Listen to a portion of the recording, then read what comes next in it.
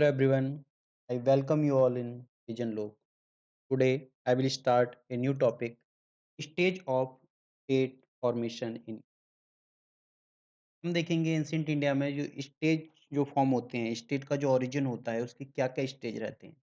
तो सब स्टेज को हम देखने की कोशिश करेंगे यहाँ पर। तो सबसे पहले हम देखते हैं कि यहाँ पर हमें दिखाई देता है state formation is the natural transition from tribal to empire.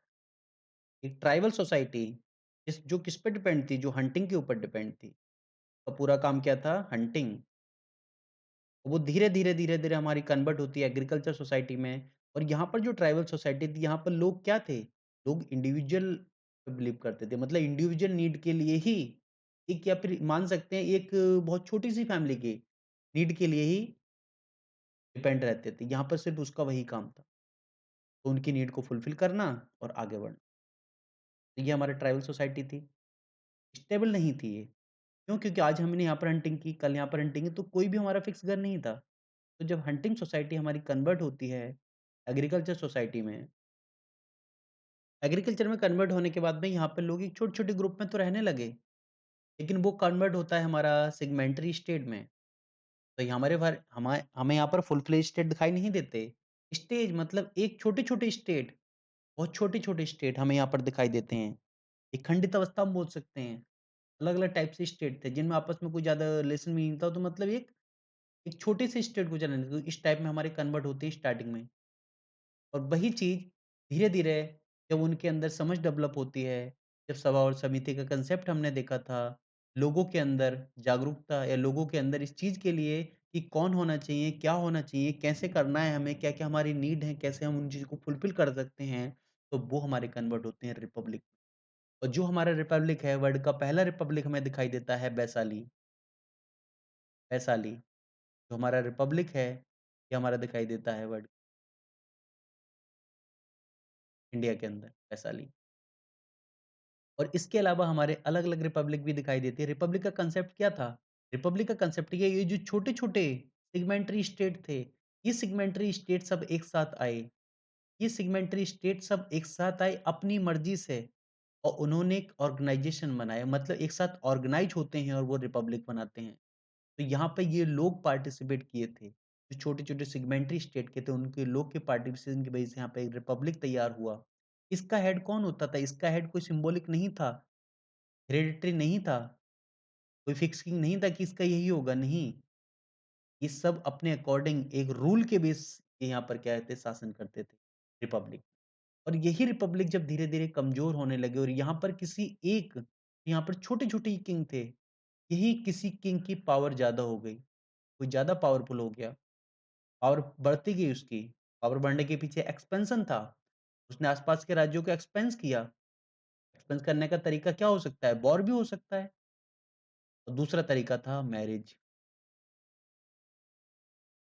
इसके थ्रू भी एक्सपेंड किया। तो जब इसके थ्रू एक्सपेंड किया था, एक्सपेंस करने के बाद में हमने क्या यूज़ किया? हमने स्ट्रैटेजी यूज़ की कि कैसे उस चीज़ को हम एक्सपेंस कर सकते हैं, एक्सपेंड कर सकते हैं और वही हमारा फिर जब राजा ज़्यादा शक्तिशाली हो गया तब वो कन्वर्ट होता है और यही मोनार्कीज़ आगे चल के हमारे बनते हैं एम्पायर। एम्पायर जैसे मान सकते हैं जनपद, अलग-अलग जनपद जैसे 16 महाजनपद की बात होती है। तो जनपद जब एक साथ आए तो महाजनपद बने और यही महाजनपद कुछ महाजनपद एक साथ आने के बाद में हमारे एक महाजनपद ने दूसरे को कैप्चर कर लिया, उसके बाद में तीसरे को कैप्चर कर दिया, ये पूरा हमारे एक ग्रुप बनता चला गया और ये हमारे कहलाए एम्पायर। और इसी एम्पायर के जो हेड था उसको राजा नहीं उसको सम्राट बोला गया, जी एम्परर। तो इन्होंने जो कैप्चर किया, इन्होंने कैप्चर किस टाइप से किया? तो रिपब्लिक के ऊपर आते हैं पहले ये। जैसे हमने बताया कि लिच्छवी वगैरह जो लिच्छवी प्रिंसेस वगैरह थे, जो रिपब्लिक थे कई हमारे उस टाइम में रिपब्लिक आते थे। जैसे अजातशत्रु के टाइम की हम बात करते हैं। उस टाइम में क्या था? जो हम कुछ वेपन देखते हैं, जो बाहुबली मूवीज़ के अंदर जो हमने वेपन देखे हैं, तो इस टाइप से हमारे ये मोनार्कीज़ एम्पायर में कन्वर्ट हुए और रिपब्लिक को यहाँ पे इन्होंने खत्म कर दिया। तो ये जो हमारा आता है ट्रांज़िशन ऑफ स्टेट फॉर्मेशन, ये हमारा आता है ग्रोथ सरप्लस होने की बजाय एग्रीकल्चर सरप्लस। उसके अलावा एग्रीकल्चर एक्सपेंशन इसके पीछे रीज़न आता है, मिलिट्री एक्सपेंशन, एक दूसरे राज्य को कैप्चर करना। ये सारी चीज़ें आती हैं। एग्रीकल्चर के लिए भी हो सकता है या किसी अदर पर्पज़ के लिए भी हो सकता है। इसके अलावा हम देखते हैं कि ये जो हमारी बिगिनिंग स्टेज फॉर्मेशन की कैसे होती है, इसमें हम देखते हैं क्रिएशन, एप्रोप्रिएशन और सरप्लस एग्रीकल्चर। एग्रीकल्चर बहुत ज़्यादा होने लगी, ट्रेड होने लगा, फ़ायदा दिखने लगा। जितनी ज़्यादा ज़मीन होगी उतना ही हमारा एम्पायर जो स्ट्रॉन्ग हो जाएगा, उतना ही हमारे पास ज़्यादा पैसा होगा। तो स्प्रेड हुई एग्रीकल्चर, ट्रेड बढ़ा हमारा एंड इंडस्ट्री, अर्बनाइज़ेशन ये दिखाई देता है। नेक्स्ट हम देखते हैं जनपद। तो हमारा फर्स्ट जनपद दिखाई देता है रिवर वैली के आस-पास और साउथ से ईस्ट तक सारा यही हमारा एक पैटर्न दिखाई देता है। जो हमारा फेस था विलेज, विलेज से जन, जन से जनपद, विश्व वगैरह इस टाइप से हमारी चलती है। साथ में हमारा चलता है process of co-option brought by Sanskritisation क्योंकि जो वैदिक लैंग्वेज संस्कृत, संस्कृत भी क्या थी? तो एक तरह से इसमें हेल्प करती एंड ग्रांटिंग ऑफ और अगली चीज़ हम देखते हैं, एक हमारा आइडियल प्रमोट किया गया यूनिवर्सल सोवरेन मोनार्क राम, मर्यादा पुरुषोत्तम राम। इनके नाम, इनके बिहाफ पे स्टेट का हमारा एक्सपेंशन भी हुआ। जैसे आज के टाइम में हम बात करते हैं तो इट इज़ ए आइडेंटिटी कि उनको हमने उस चीज़ रूप में माना है। वर्ल्ड के कई राजाओं ने, कई की मोनार्की ने इस चीज़ को फ़ॉलो किया। आज भी थाईलैंड का जो राजा है उसका टाइटल हमारा क्या है? उसका टाइटल आज भी राम यूज़ होता है, राम के नंबर चलते हैं 11, 12 वगैरह इस टाइप से हमारा टाइटल चलता है बिकॉज़ क्यों? क्योंकि पूरे जो कॉन्टिनेंट में था उसमें हमारा क्या था एक फेस था, यूनिवर्सल सोवरेन मोनार्क कि हर राजा चाहता कि राजा कैसा हो? भगवान राम की तरह। ये हमारी चीज़ें आती हैं, स्टेज फॉर्मेशन के पीछे जो चीज़ें थी। हम देखते हैं स्टेज जैसे इसमें आए थे हमारे अलग-अलग टाइप के जनपद आए।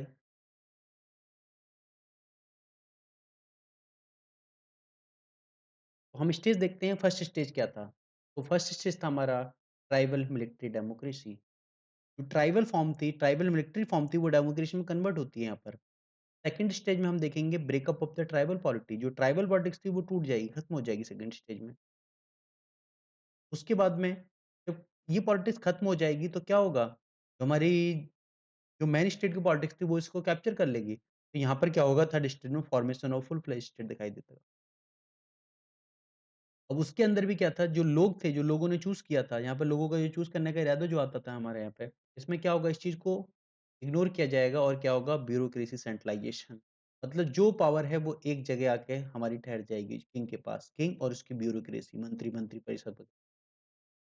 फिफ्थ स्टेज आएगा इसका डिसेंट्रलाइज हो सेशन होगा।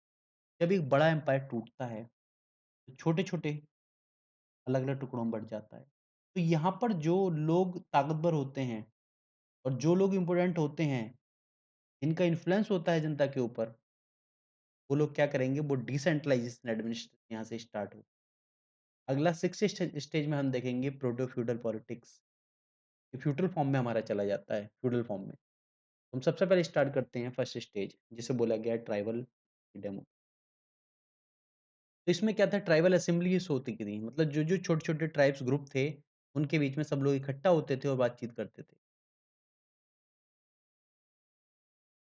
तो क्या था हमारा some place for women were mainly preoccupied with war और हमारे ऋग्वेद इस चीज़ को मेंशन करता है, ये जो Rigveda by a primary period of assembly, जो असेंबली का पीरियड जो हमने बताया था, जो छोटे-छोटे ग्रुप बटे, जो छोटी-छोटी सोसाइटी क्रिएट हुई, उन सोसाइटी ने क्या हुआ, एक असेंबली असेंबली को ही बोला गया सभा और समिति का कंसेप्ट जो आता है, असेंबली के थ्रू आता है हमारा।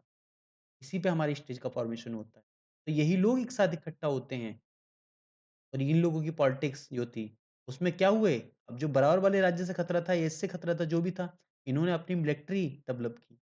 इस चीज़ के लिए ताकि एग्रीकल्चर का एक्सपेंशन कर सकें, दूसरे स्टेट से, दूसरी सोसाइटी से आने वाले थ्रेट को रोक सकें। तो ये हमारा फर्स्ट स्टेज आता है यहाँ पर। सेकंड स्टेज हम देखते हैं कि ब्रेकअप, ये खत्म हो जाती है।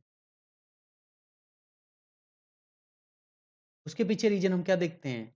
Stress of the constant conflict, किसके बीच में था? ये हमारा आता है राजनीतिक क्षत्रिय एंड ऑर्डिनरी बिजनेसमैन, जो लोग थे ऑर्डिनरी और राजा चुना जाता था,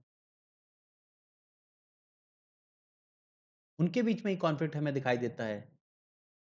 राजा को चूज़ किया था किसी और काम के लिए, उसने नहीं किया, हटाना पड़ा, दूसरा राजा बना, तीसरा राजा बना। तो इस टाइप से इनके बीच में जो पॉलिटिक्स क्रिएट हुई, कॉन्फ्लिक्ट क्रिएट हुई, उस कॉन्फ्लिक्ट की वजह से ये सोसाइटी हमारी ब्रेक हो जाती है। ट्राइबल पॉलिटिक्स थी, या छोटी-छोटी सोसाइटी के ग्रुप में जो हमारी पॉलिटिक्स थी, वो खत्म हो जाती है। इसमें this stage show the beginning of tax, यहाँ पर टैक्स की स्टार्टिंग होती है, क्लास, वर्ण, ये सारी चीज़ बनती हैं। ये चीज़ की स्टार्टिंग होगी यहाँ पर। ऑलरेडी बता चुका हूँ, ये कैसे स्टार्ट हुआ है ये पूरा कांसेप्ट। तो हमारी सोसाइटी थी, जो लोग थे, सभाएँ समिति बनी हमारी, इन्होंने किंग इलेक्ट किया,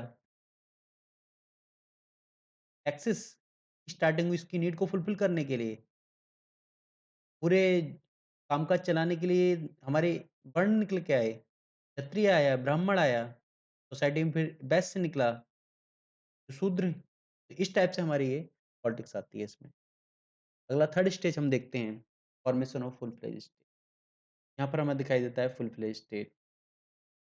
तो अलग-अलग टाइप से टेरिटोरियल मोनार्की निकल के आती है। जो स्ट्रॉन्ग था, ऑक्युपाई करता चला गया पूरे एरिया पर। जो किंग था, ऑक्युपाई कर लिया, ऑक्युपाई जैसे कौशल, मगध, अलग टाइप के नॉर्थ वेस्ट पांड्या, हिमालय के आसपास भी अलग-अलग टाइप के स्टेट दिखाई देते हैं। ठीक है? और इसके काम के लिए क्या हुआ, जब मोनार्क बनने लगे, फुल फ्लेज स्टेट बनने लगे, तो उनके लिए रिक्वायर्ड थी स्टैंडिंग आर्मी। पहले तो जो लोग एग्रीकल्चर में काम कर रहे थे, उन्हीं को यूज़ किया गया ना, लड़ने के लिए। बाद में क्या हुआ, उन लोगों को स्टैंडिंग आर्मी की तरह यूज़ किया गया, उनको पेमेंट किया गया। जो राजा को पैसा मिला, राजा को टैक्स की फॉर्म में जो मिला, वो उसको डिस्ट्रीब्यूट कर दिया, और organise machinery for collection of land revenue compulsory बना दिया। इतने बड़े स्टेट को चलाने के लिए रेवेन्यू की रिक्वायरमेंट होगी। अगला हमारे देखते हैं, तो यही जो स्टेट थे, यही स्टेट, नंबर ऑफ स्टेट एक साथ आके मिलने लगे, या उससे कब्जा कर लिया, उसको जीत लिया। तो वो हमारी आती है ब्यूरोक्रेसी सेंट्रलाइजेशन, जो हमारा आता है फोर्थ स्टेज, मॉडर्न फेज।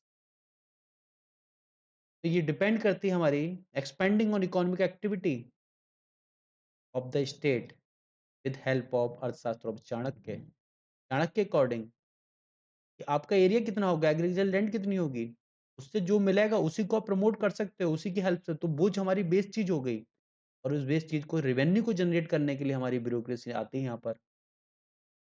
और वही ब्यूरोक्रेसी का हमारा यहाँ पे सेंट्रलाइजेशन दिखाई देता है, जो किंग उसको सेंट्रलाइज कंडीशन में था। This stage with help of its bureaucracy control various aspect of the life on, मतलब हर डिपार्टमेंट, हर एक्टिविटी के लिए, हर एक्टिविटी के लिए अलग अलग डिपार्टमेंट बना दिए गए। डिपार्टमेंट में हायरार्किकल ऑर्डर पे है, कि एक मंत्री बना दिया, मंत्री के अंडर में चार उसके सब बना दिए, उनके अंडर में कुछ अधिकारी रख दिए। इस टाइप से पूरा सेंट्रलाइजेशन दिखाई देता है। ये मंत्री महामंत्री से जुड़े हैं, ये अमात्य से जुड़े हैं, ये राजा से जुड़ा है, ये पूरा हमें सेंट्रलाइजेशन दिखाई देता है, ब्यूरोक्रेटिक सेंट्रलाइजेशन मॉडर्न फेज में। और इसी के बल पे क्या था, जो मॉडर्न फेज है इतना एक्सपेंड कर पाया, और मौर्य धीरे धीरे धीरे धीरे कंप्लीट एक्सपेंड एक्सपेंड होता चला गया इनका।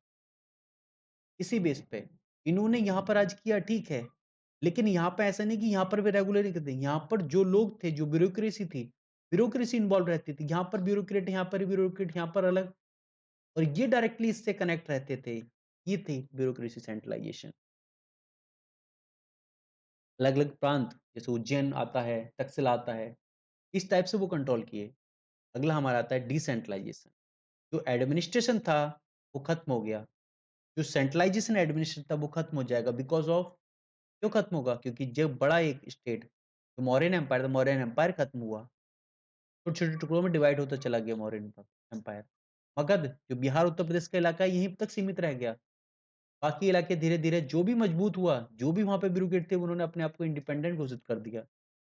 क्या था हमारा process of decentralisation administration, in which town and federal and military element came in forefront in both index।